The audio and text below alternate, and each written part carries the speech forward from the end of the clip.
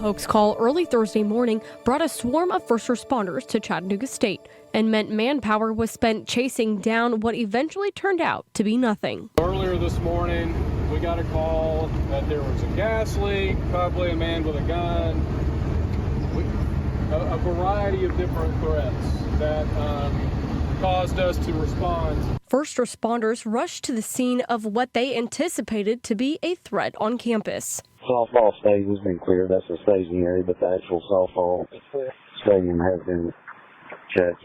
Once law enforcement declared the scene was safe. This is a hoax that's been going on throughout the nation. This is not something that's exclusive to Chattanooga.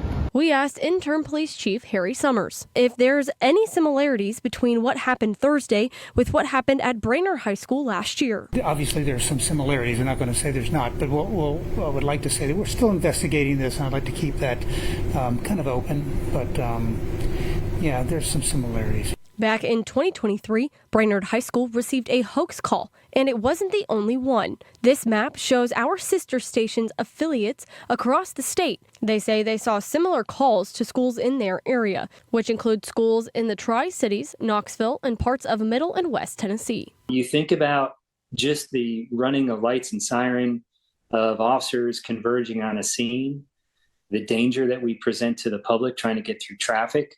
Stephen Brochu, retired deputy police chief from North Carolina, says when these calls come through 911 dispatch, first responders need to prepare for everything. He says hoax calls create dangerous problems. It's absolutely a waste. We're pulling people off of neighborhoods. We're pulling fire companies out of their firehouses.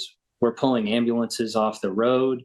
Brochu says these calls have consequences. There's a multitude of charges, and it could be something as benign as a misdemeanor, depending on the severity of the call, but it could go up to and including a manslaughter or worse charge if there's a horrible outcome.